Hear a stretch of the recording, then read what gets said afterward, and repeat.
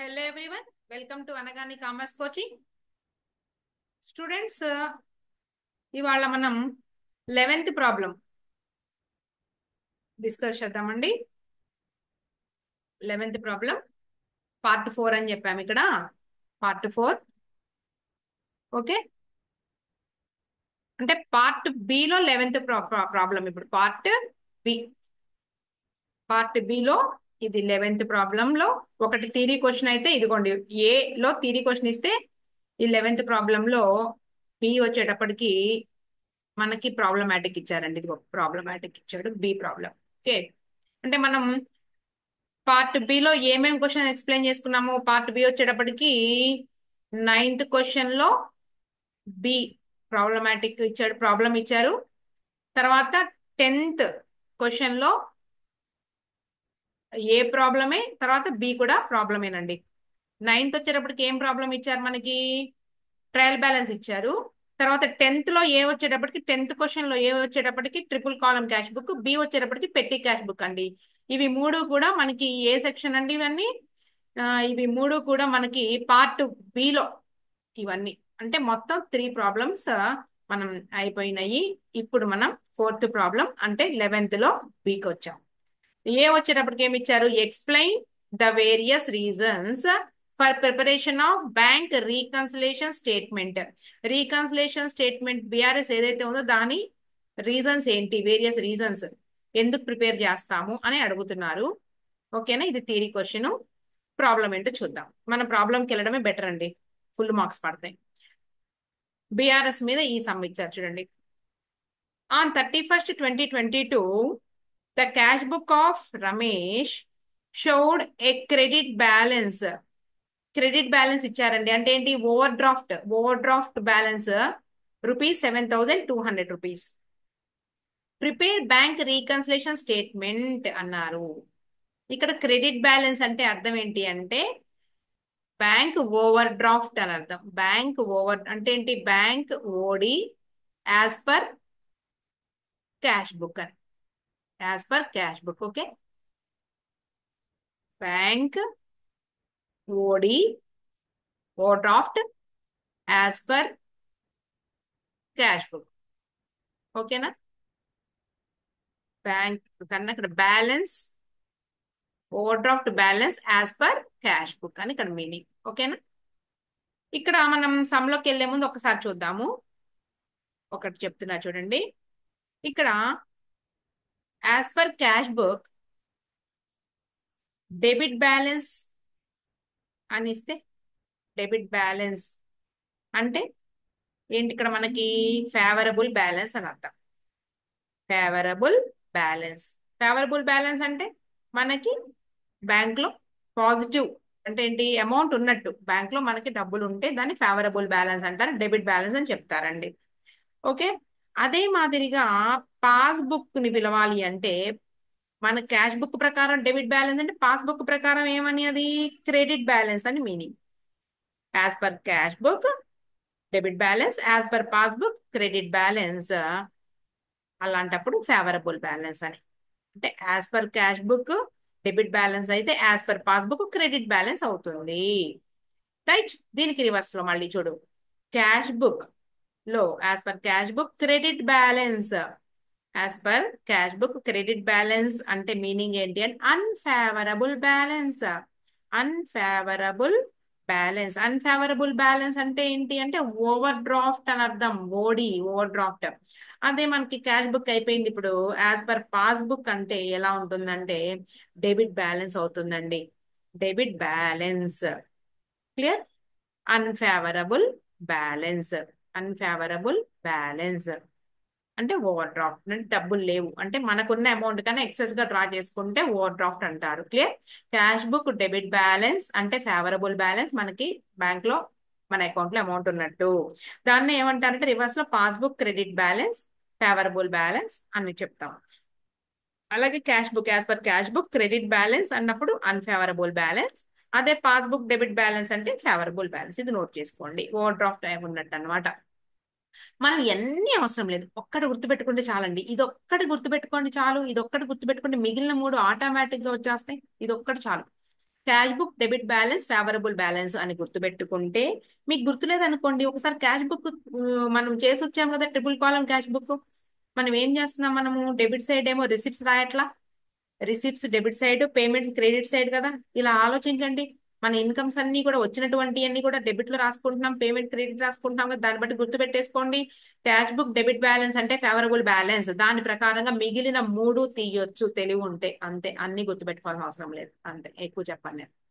ఇప్పుడు చూద్దాం, రాద్దామండి. Same 31/3/2022 the cash book of Ramesh showed a credit balance అన్నారు. దానికన్నా ముందు మనం హెడ్డింగ్ పెడదాము. రాసేసాము, ఇదిగోండి. Bank reconciliation statement as on 31/3/2022. Clear. ఇక్కడ ఏమని రాద్దాం, ఫస్ట్ పాయింట్ బ్యాలెన్స్. అది ఏం బ్యాలెన్స్ అండి? Over draft. లేదంటే రాసుకోండి, ఏంటి క్రెడిట్ బ్యాలెన్స్ అన్నారు, ఇచ్చింది ఇచ్చినట్టే రాసుకోండి పోనీ. Credit balance. క్రెడిట్ బ్యాలెన్స్ అంటేనే నీకు అర్థం కావడానికి బ్రాకెట్ లో కూడా రాస్తున్నాను ఓవర్ డ్రాఫ్ట్ అని. రాయకపోయినా ఏం కాదు. Credit balance as per cash book ఎంతండి అమౌంట్ రాసుకో. ఇదిగో 7,200 రూపీస్. 7,000. ఇదిగోండి నేను రౌండ్ అప్ చేస్తా, చూసారా? ఇవన్నీ తీసేద్దాం కన్ఫ్యూజన్ లేకుండా. 7,200 రూపీస్. ఇదిగోండి ఇక్కడ రౌండ్ అప్ చేశాను కదా. ఓకే. 7,000 రూపీస్. ఇక్కడ అవుటర్ కాలం ఇన్నర్ కాలం రెండు రాసుకొని ఇక్కడ రాసుకోండి. రైట్. Next add less. కొంచెం ప్లేస్ వదిలేసి మనం లెస్ తీసుకుందాం. ఇక్కడ ఏం లేదు, ప్రతి పాయింట్ కూడా మనం రివర్స్ లో ఆలోచించడమే. బ్యాంక్ లో బ్యాలెన్స్ డబ్బులు లేవు, అప్పు ఉంది. ఆ అప్పు పెరిగిందా తగ్గిందా, అంతేనండి. బ్యాంక్ లో అమౌంట్ లేదు, లేదు. మనం బ్యాంకులో మనకు అప్పు ఉంది. ఓకే. ప్రతి జరిగిన దాని ట్రాన్సాక్షన్ బట్టి అప్పు పెరిగిందా తగ్గిందా, అప్పు ఇంక్రీజ్ అయిందా డిక్రీజ్ అయిందా ఆలోచిస్తే చాలు. అప్పునే ఆలోచించండి. డబ్బులు ఉన్నాయా లేవా అనేది ఇక్కడ మనకు కాదు మ్యాటర్. డబ్బులు లేవు కదా. చూద్దాం. Interest debited by bank. First point, interest debited by bank ₹225 is not appearing in cash book. Interest debited by bank అటండి. ఇక్కడ చూద్దాం ఒకసారి, కిందకి వచ్చేసి ఏమన్నారండి. Interest debited by bank. Okay. 225 ఎక్కడ అపియర్ అవుతుందంట? ఓన్లీ పీబీలోనే అపియర్ అంట. పీబీలో కనిపిస్తుందండి ఇంట్రెస్ట్ డెబిట్ అయింది. పాస్బుక్ లో ఇంట్రెస్ట్ క్రెడిట్ అయింది అంటే ఏంటి అంటే, మనకి ఆల్రెడీ మనకి అమౌంట్ ఉంటే ఆ అమౌంట్ కి వడ్డీ వచ్చి కలిస్తే మనకున్న డబ్బులు పెరిగినాయి అని అర్థం.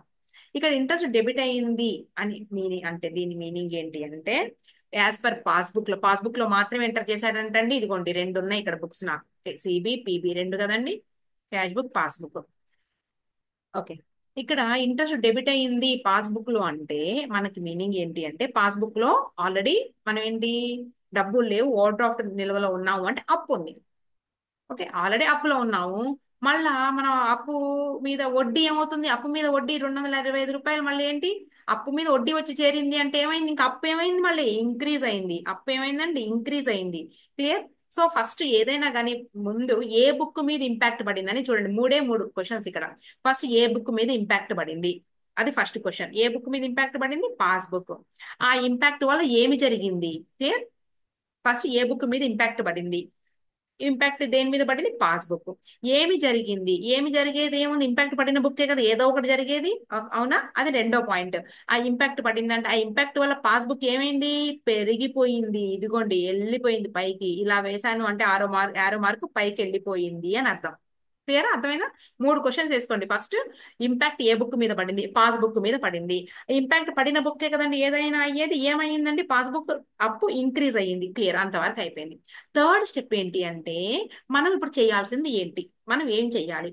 మనం చెయ్యాలి అంటే మనం దేని ఆధారంగా చేయగలము? చూడండి, మనకి ఇచ్చిన బ్యాలెన్స్ దేని ప్రకారం ఇచ్చారండి? క్యాష్ బుక్ ప్రకారం ఇచ్చారు. కాబట్టి మనం ఏదైనా సరే క్యాష్ బుక్ నే, థర్డ్ క్వశ్చన్ అనమాట ఇది. మనకి ఇచ్చిన బుక్ ఏంటి? Cash book. దీన్నే మనం ఏదైనా చేయగలం. సమానం చేయడానికి దాన్ని మాత్రమే వాడాలి. అది థర్డ్ బిట్. క్లియర్. సరే, మనకి క్యాష్ బుక్ బ్యాలెన్స్ ఇచ్చారు కాబట్టి మనం సమానం చేయడానికి ఒకటే గుర్తుపెట్టుకోండి. ఇలా నేను యారో మార్క్ వేస్తే క్యాష్ బుక్ తగ్గించాము. ఇలా కిందకి డౌన్ డౌన్ అయింది అంటే తగ్గిపోయింది, లెస్ అని అర్థం. ఇక్కడ లెస్ చేస్తే ఈక్వల్ అవ్వదు కదండి. దీన్ని కూడా పెంచితేనే కదా, ఇలా పెంచితేనే కదండి. ఇదిగోండి పెంచడము అంటే, ఇదిగోండి పైకి తీసుకెళ్ళాము అంటే ఏంటంటే యాడ్ అండి. ఓకే, అప్ డౌన్ అంతే. అప్ అంటే యాడ్. క్లియర్? అంటే మనం ఇప్పుడు క్యాష్ బుక్ లో మనం ఏం చేస్తున్నాం, క్యాష్ బుక్ ని యాడ్ చేయడము అంటే మీనింగ్ ఏంటి అంటే ఇక్కడ యాడ్ లో పాయింట్ రాసుకోవాలి. ఏంటి ఆ పాయింట్? అక్కడ ఉన్నదే రాసే. ఏమైంది? Interest, interest debited only, interest debited only in passbook రాసుకో. లేదు అంటే not appearing in cash book అయినా రాయొచ్చు. Interest not appearing in cash book రాసుకో. ఓకే, లేదా పాస్బుక్ లో రాయలేదని రాసుకోండి. ఇదిగోండి, ఇంట్రెస్ట్, ఇంట్రెస్ట్ డెబిటెడ్ ఓన్లీ, నేను ఇదే రాస్తున్నానండి, డెబిటెడ్ ఓన్లీ ఇన్ పీబీ, లేదా interest not enter in CB అని కూడా రాసుకోవచ్చు. నేను ఇది రాస్తాను. ఏం కాదు, ఎలా రాసినా ఏం కాదు.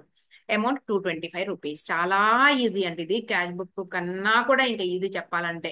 ఇంకా క్యాష్ బుక్ లో అమౌంట్ ఎక్కడ వేసామా ఏంటా అనేది కన్ఫ్యూజ్ అవుతా ఉంటది సరిగా లెస్ చేయకపోయినా కూడా. చాలా ఈజీ ఇది. Next, interest on investments collected by the bank rupees 1200. చూద్దాం. ఓకే, ఏం లేదు, క్వశ్చన్స్ 3 క్వశ్చన్స్ వేయడమే ఇక్కడ. ఇది ఫస్ట్ది అయిపోయింది. సెకండ్ వన్ ఏమంటున్నాడు? ఇంట్రెస్ట్ ఆన్ ఇన్వెస్ట్మెంట్ అట. Interest on investments, interest on investments collected by the bank. Okay, మళ్ళా 3 క్వశ్చన్స్ చేద్దాం ఇప్పుడు. ముందు రాసుకో book. CB, PB. Interest on investment వలన నీకు ఏ బుక్ లో ఇంపాక్ట్ పడింది చెప్పాడుగా వాడే. బ్యాంక్ అని. బ్యాంక్ లో ఉండే బుక్ ఏది? పాస్బుక్ కదండి. ఫస్ట్ క్వశ్చన్ ఏంటి? ఏ బుక్ మీద ఇంపాక్ట్ పడింది? పాస్బుక్. రౌండ్ అప్ చేశాను కదా పాస్బుక్. రైట్. ఆ పాస్బుక్ ఏదో అయ్యి ఉంటది. ఇంపాక్ట్ పడిన బుక్కే కదా ఏదో అయ్యేది. ఇంట్రెస్ట్ ఆన్ ఇన్వెస్ట్మెంట్ వలన పాస్బుక్ బ్యాలెన్స్ ఏమైంది? ఇక్కడ నేను అడుగుతున్నాను నిన్ను, ఇక్కడ పాస్బుక్ లో మనకి ఫేవరబుల్ బ్యాలెన్స్ లేదు. ఏ బ్యాలెన్స్ ఉందండి? మనం అప్పులో ఉన్నాము. అప్పు ఉంది మనకి పాస్బుక్ లో. ఇంట్రెస్ట్ ఆన్ ఇన్వెస్ట్మెంట్ అంటే మీనింగ్ ఏంటి అంటే కలెక్ట్ చేసింది మన డబ్బులు. బ్యాంకు కలెక్ట్ చేసింది. కలెక్ట్ చేసి ఏమవుతుంది? ఏం చేసింది? మన అప్పు ఏమవుతుందండి? మన అప్పు ఏమవుతుంది? ఇంట్రెస్ట్ ఆన్ ఇన్వెస్ట్మెంట్ అంటే అప్పు తగ్గిపోదు. మన డబ్బులు వచ్చి చేరంగానే పాస్బుక్ ఏం చేస్తుంది? ఆ అప్పును తగ్గిస్తుంది కదా. అప్పునే ఆలోచించండి. అప్పు ఇక్కడ ఇదిగోండి, పాస్బుక్ ఏమైంది? డిక్రీజ్ అయింది. ఫస్ట్ ఇంపాక్ట్ పడింది పాస్బుక్ మీద. మనకి డబ్బులు వచ్చి చేరంగానే పాస్బుక్ అప్పు, అప్పు కదండి ఇక్కడ ఓవర్ డ్రాఫ్ట్ అంటే. ఓవర్ డ్రాఫ్ట్ బ్యాలెన్స్ ఏమైందండి? అప్పు తగ్గించేసింది అనమాట. తగ్గిపోయింది, డిక్రీజ్ అయింది అంటే పాస్బుక్ తగ్గిపోయింది. అంతవరకు ఆపండి ఇక. నెక్స్ట్, మనకి తెలిసిన బ్యాలెన్స్ ఏంటి? మళ్ళీ మళ్ళీ చెప్పాల్సిన అవసరం ఉందా? మనకి ఇచ్చిన బ్యాలెన్స్ ఏంటి? As per cash book. So మనం ఏం చేయాలి ఇప్పుడు? క్యాష్ బుక్ ని మనం ఏం చేయాలి? థర్డ్ పాయింట్, క్యాష్ బుక్ ని మనం ఏమి చేయాలి? థర్డ్ పాయింట్ ఎప్పుడు కూడా క్యాష్ బుక్ ఏనండి. ఎందుకు అంటే మనకి ఇచ్చిన బ్యాలెన్స్ క్యాష్ బుక్ ప్రకారం కాబట్టి. సో క్యాష్ బుక్ ని కూడా మనం డౌన్ చేస్తే కదండి దీని దీని ప్లేస్ కి రీచ్ అయ్యేది. డౌన్ అంటే ఏంటంటే లెస్ చేస్తే. సో పాయింట్ ఇప్పుడు మనం రాయాలి, లెస్ లో రాయాలండి. పాయింట్ ఏం రాయబోతున్నామంటే ఇక్కడ ఉన్నదే రాసుకోండి. ఇదిగో, a interest on investment collected by the bank, అదే రాసుకో. ఏమైంది? ఇదిగో, లెస్ లో ఇంట్రెస్ట్. చాలా easy. Interest on investments, investments collected, లేదా ఎంటర్ ఇన్ పాస్బుక్ ఓన్లీ, లేదా record enter in PB only. Amount is amount 1200 rupees. ఇవన్నీ ఈ కాలంలోనే వేయాలి, ఇన్నర్ కాలంలోనే. క్లియర్? నెక్స్ట్ తీసేద్దాం ఎంత కన్ఫ్యూజన్ లేకుండా, క్లీన్ గా ఉంటది. Okay, next point, third point. ఇదిగో, a cheque of rupees 750 issued to Srinivas was cash on 10/4/22. Okay, ఇక్కడ మీనింగ్ ఏంటంటే చెక్ ఇష్యూ చేసాము, ఇష్యూ చేసిన చెక్ క్యాష్ అయ్యింది. అయ్యింది. అయితే ఇప్పుడు ఏంది ప్రాబ్లం? అవ్వకపోతే కదండి problem. Cheques issued but not presented for payment అంటే కదండి ప్రాబ్లం. ఇక్కడ పేమెంట్ అయ్యింది కదా అంటారు మీరు. ఏ డేట్ కి అయ్యింది క్వశ్చన్ వేసుకో నువ్వు. ఏప్రిల్లో ప్రెజెంట్ ఫర్ పేమెంట్. ఏప్రిల్లో క్యాష్ పే చేశారట. నువ్వు చేసే సమ్ము 31/3 మార్చికి, మార్చికి పేమెంట్ జరిగినట్ట. అర్థమవుతుందా మీకు? ఏప్రిల్లో పేమెంట్ జరిగింది అంటే అర్థం ఏంటి? మార్చి తర్వాత కదా ఏప్రిల్. ఓకే, అంటే ఏప్రిల్లో మార్చి నాటికే నువ్వు ఆలోచించాలి. ఏప్రిల్లో జరిగితేనే నీకు మేలో జరుగుతుంది. అనవసరం నీకు. మార్చికి జరిగిందా లేదా? మనము బిఆర్ఎస్ తయారు చేసే నాటికి జరగల. Checks issued, checks issued, okay, but not presented for payment. Checks issued, okay, but not అదేంటి పెయిడ్ క్యాష్ ఎప్పటికి 31/3/2022 వరకు క్యాష్ అయితే పే చేయలేదు. అది పాయింట్ ఇక్కడ. సరే, ముందు మళ్ళీ మనం ఇక్కడ వద్దాం, రాద్దాం. ఇక్కడ థర్డ్ పాయింట్ ఏంటండి? చెక్స్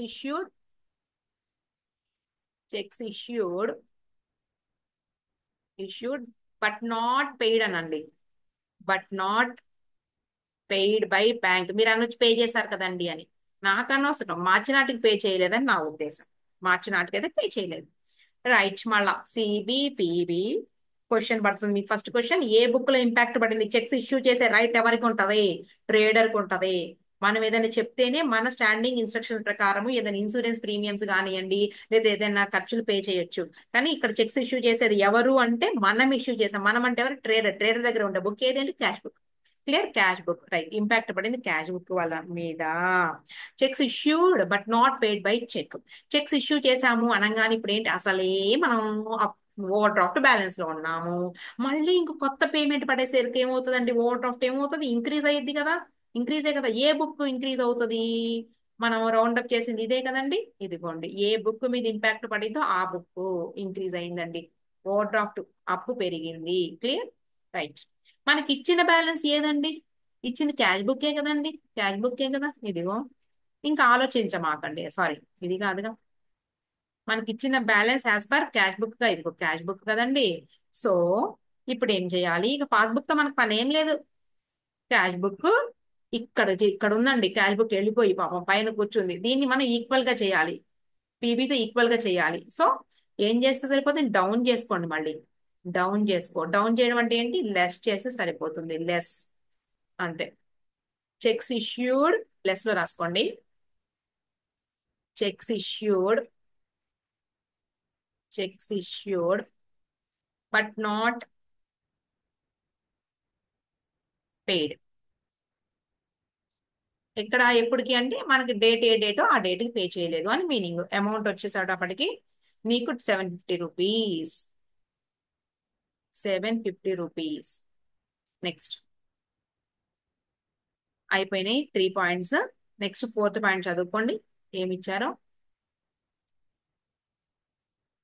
ఫోర్త్ పాయింట్కి వచ్చాం మనం ఇప్పుడు. ఇది a cheque of 90 rupees relating to some other account was found in passbook.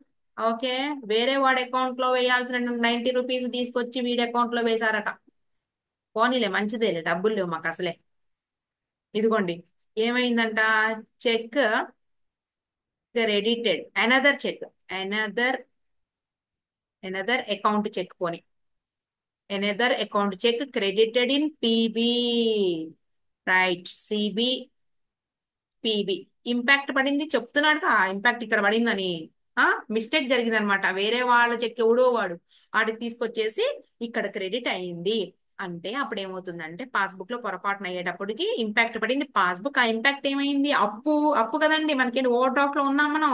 ఎవడిదో check వచ్చి కలిసేసేటప్పటికి అప్పుని ఏం చేసేసారు? గుడ్డిగా తగ్గించేశారు. అప్పు తగ్గిపోయింది, డౌన్ అయింది కదండి. ఇప్పుడు మనం సమానము చేయాలి అంటే మనకి third point, cash book balance తెలుసు. ఏమి చేస్తే సరిపోతుంది? యారో మార్క్ డౌన్ యారో చేసుకో. అంటే ఏంటి? లెస్ రాసుకో. లెస్ లో పాయింట్ రాద్దాం. Another cheque is another cheque is credited in PB only 90 rupees over. తర్వాత ఫిఫ్త్ పాయింట్, ఇదిగో ఫిఫ్త్ పాయింట్ ఇక్కడ ఉంది. Out of checks deposited in the bank for collection 25th March, a check for rupees 750 was collected after 33/2022. ఇదంతా మనకేమైంది? Cheque deposit చేసాం bank లో. ఎవరము? Trader దగ్గరికి వచ్చిన చెక్కుని మనం ఏం చేసాము అంటే క్యాష్ చేసుకోవడానికి బ్యాంక్ లో వేసాం. ఆ బ్యాంక్ లో వేసి అమౌంట్ ఎప్పుడు కలెక్ట్ అయింది అంటే మనకి కావాల్సిన డేట్ కి అవ్వలేదు బ్యాంకులో. సరే, ఇంపాక్ట్ ఎక్కడ పడింది చూద్దాం. ఈ పాయింట్ ఏంటంటే ఇలా రాసుకోవాలి. Check send for collection but not collected. Bank లో కలెక్ట్ చేయలేదంట. సిబిపిబి ఇప్పుడు ఏంటి, చెక్ రాగానే మనం రాసేసుకున్నాడండి అంటే క్యాష్ బుక్ లో ఇంపాక్ట్ పడింది. చెక్ రాసుకున్నాడు అనగానే ఇక్కడ ఏంటి, ట్రేడర్ రాసేసుకున్నాడండి. చెక్ వచ్చిన చెక్ ఎంటర్ చేసుకోగానే ఓవర్ డ్రాఫ్ట్ బ్యాలెన్స్ ఏమవుతుంది, ఇక్కడ అప్పు ఏమవుతుంది, తగ్గించుకున్నాడు. క్యాష్ బుక్ లో ఉన్నటువంటి బ్యాంకు కాలంలో చెక్ వచ్చి పడడం వల్ల ఏమైందంటే తగ్గిపోయింది అప్పు. అది ఇక్కడ ఇంకా వీడు ఇంకా కలెక్ట్ చేసి కలపలేదు కాబట్టి వీడు తగ్గించలేదు, సో తగ్గిపోయింది. మనం ఇప్పుడు బ్యాలెన్స్ చేయాలి అంటే క్యాష్ బుక్ మనకి క్యాష్ బుక్ ప్రకారం ఇచ్చారు కాబట్టి తగ్గిపోయిందని మనం ఏం చేయాలి, మళ్ళీ యాడ్ చేసి సరి చేయాలి. యాడ్ లో పాయింట్ రాసుకో. ఓకే, యాడ్ లో పాయింట్ రాసుకో.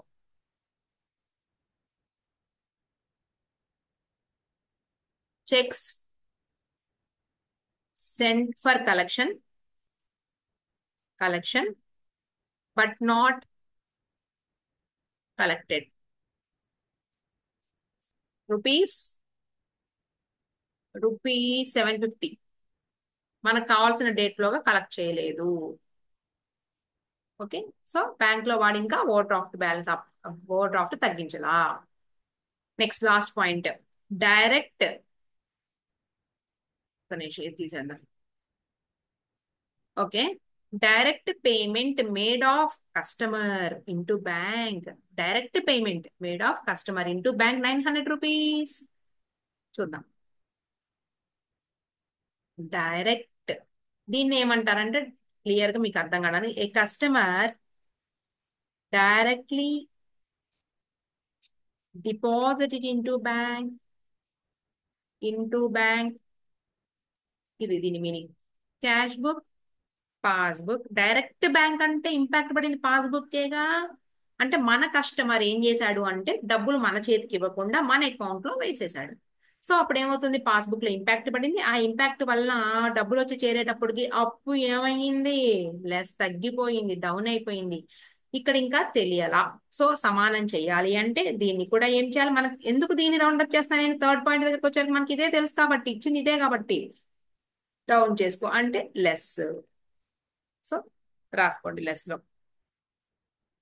లెస్ లో a customer directly deposited into bank amount 900. అంతేనండి, అయిపోయింది. ఇప్పుడు మనం ఎలా చేయాలో చూద్దాం. ఇక్కడ ఏమన్నాడు, ఈ క్రెడిట్ బ్యాలెన్స్ కి యాడ్ చేయమన్నారండి. అంటే క్రెడిట్ బ్యాలెన్స్ ఎంత, 7200. దాన్ని యాడ్ చేయాలి. వేటిని యాడ్ చేయాలంటే ఈ రెండింటిని యాడ్ చేయాలి. దేనికి, దీనికి. ఈ రెండింటిని యాడ్ చేయాలంటే ముందు ఈ రెండింటిని యాడ్ చేస్తే కదా దానికి యాడ్ చేసేది. సో ఇలా ఒక తీసుకుని ఈ రెండిటి మొత్తాన్ని దీనికి యాడ్ చేయాలి. ఈ రెండిటి మొత్తాన్ని అంటే 975 రూపీస్. 975 రూపీస్. ఓకే, దీనికి యాడ్ చేసుకుంటున్నాం ఇప్పుడు. 0, 5, 7, 2, 9, 11, 8175 అండి. 8175 ఏం రాయద్దు. ఇప్పుడు లెస్ చేయమంటున్నారు. ఇదిగోండి లెస్. దేన్ని, ఈ మొత్తాన్ని లెస్ చేయాలి. ఈ మొత్తము అంటే ముందు మొత్తం చేయాలి కదండి. దీన్ని మొత్తం చేస్తే 0, 5, 9, 4, 1, 3, 10, 19, 29, 40. ఒకసారి చూద్దాం. 4, 1, 3, 10, 19, 40. రైట్, లెస్ అన్నారు కదండి. లెస్ చేద్దాం. ఇదిగోండి కావాలంటే ఇది 5. ఇదిగోండి 7 లోంచి 3 లెస్ చేస్తే 3, 4 లెస్ చేస్తే 3, 11, 9 అంటే 2, 7 అక్కడ 7 ఉంటుంది కదండి. 5235 ఆన్సర్. 5235 అంతే. ఇప్పుడు రాద్దాం. యాజ్ పర్ క్యాష్ బుక్ ఇచ్చారు కాబట్టి ఓవర్ డ్రాఫ్ట్ బ్యాలెన్స్ లేదా వాళ్ళు క్రెడిట్ బ్యాలెన్స్ ఇచ్చారు కదా, మీరు డెబిట్ రాసుకోండి. ఇలాగే క్రెడిట్ ఇచ్చారు కాబట్టి మీరు కూడా డెబిట్ బ్యాలెన్స్. డెబిట్ అంటే ఏంటి, ఓవర్ డ్రాఫ్ట్ అని అర్థం, లేదా unfavourable balance as per passbook. ఇదేనండి సమ్. ఓకే, ఈ యారో మార్కులు వేయమాకండిలే, మీకు ఇక్కడ హైలైట్ చేయడం కోసం నేను ఈ గీతలు గీస్తున్నానండి. ఇంతే అండి సమ్ మనకి. ఓకేనా. ఇలా చేస్తే సరిపోతుంది. రైట్. ఓకే, చూసుకోండి ఒకసారి మొత్తం. ఇది 11th లో బి అయిపోయింది. మనం నెక్స్ట్ 12th సమ్ లో వద్దాం. ఇవన్నీ కూడా ఒక ప్లేలిస్ట్ లో పడేస్తానండి నేను. ప్లేలిస్ట్ కి పంపిస్తా. ఆ ప్లేలిస్ట్ నుంచి మీరు తీసుకోండి. ఓకే అండి. రైట్. ప్లేలిస్ట్ లో అయితే మనకి క్లియర్ గా అన్ని ఒక చోట ఉంటాయి.